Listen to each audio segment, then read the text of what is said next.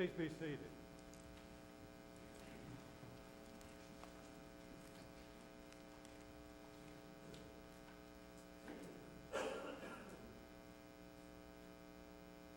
In the category of things I learned from the hurricane, maybe not things I learned, but things that were highlighted to me by the hurricane, is the way in which various media, and I'm not an anti-media kind of guy, don't get me wrong, but the ways in which media tend to self-promote. I mean, think about it. Think about how before the hurricane, various weather outlets, TV, radio, wherever, were promoting about what a good job they do as weather stations before hurricane.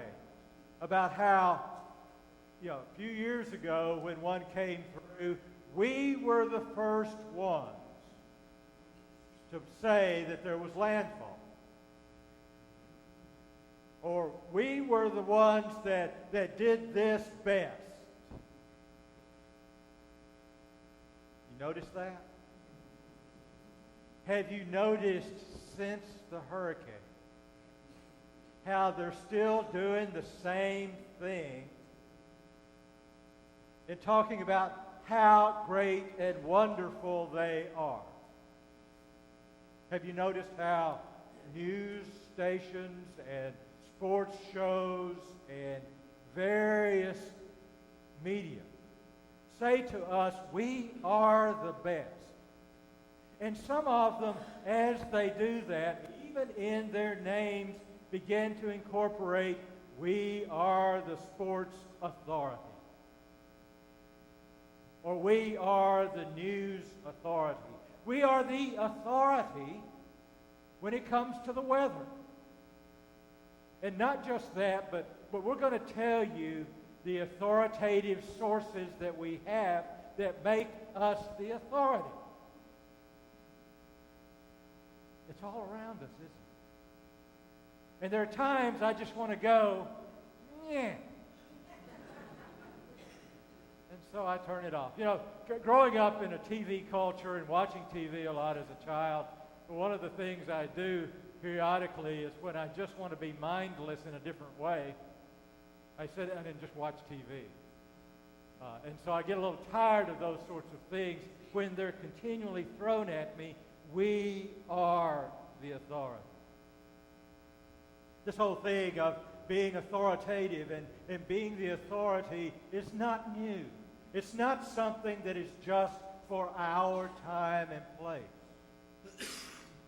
It's existed, I think, since the first humans. Someone has to be the best. Someone has to win. Someone has to be the authority. Because if you're the authority, you have power. And if you have power,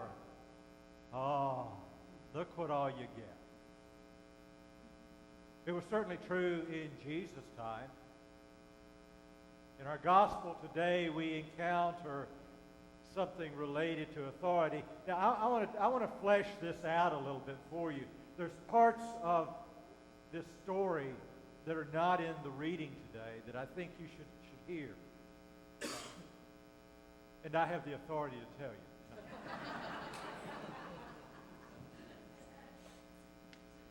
This scripture reading today takes place during that time of Jesus' life that you and I know as Holy Week, which seems a bit strange because that's after the first of the year next year. Early, but it's after the first of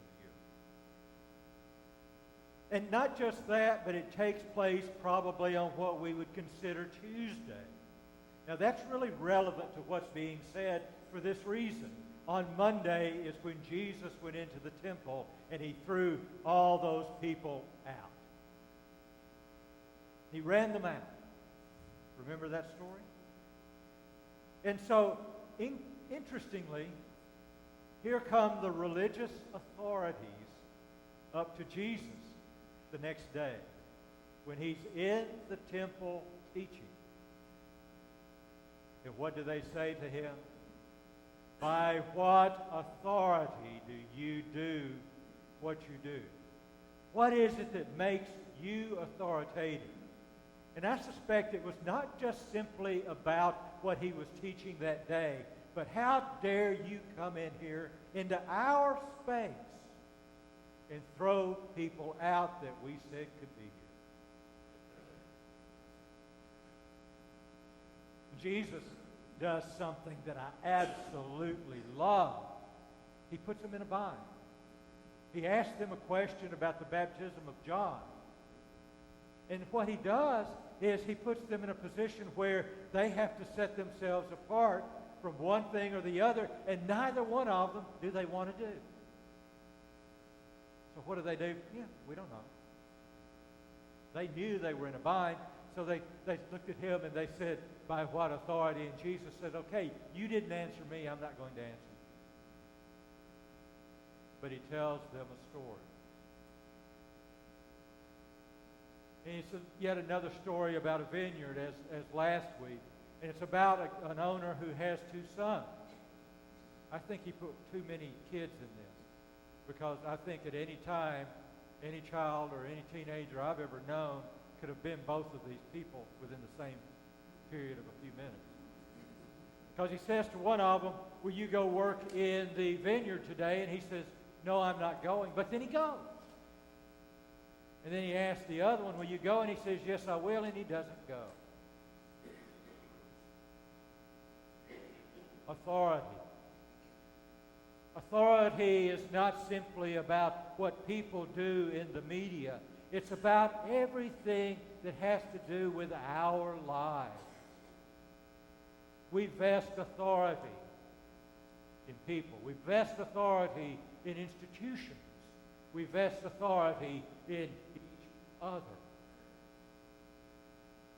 I mean, think about it. The same question that was posed to Jesus, you and I pose to politicians. Do we not? When there's a pronouncement of you should do this or you must do that, we ask, by what authority do you ask it? By what authority do you do this? We do it with religious institutions, with churches and faith groups and leaders in those places. You should believe this, you should believe that. By what authority do you say that? What is authoritative that you set this for? You and I should ask those questions. It's important for us to raise that issue, because if we don't, then we follow blindly. By what authority do you believe what you believe?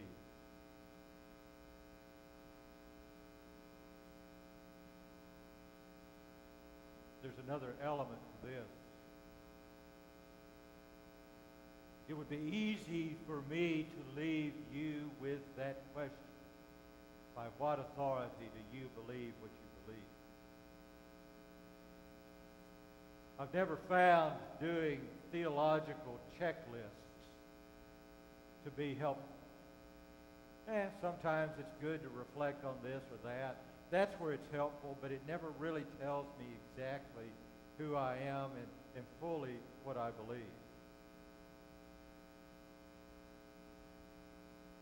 By what authority do I believe what I believe? Well, actually, what gives me some sense of that, what gives me a greater sense of how I live faithfully, is not by what is my authority, but it's about who I follow. You see, we do that. With a particular TV station, we will follow the news and the weather and the sports that we give authority to. We give authority to. We will follow a particular politician or political party or group because we ascribe authority to them.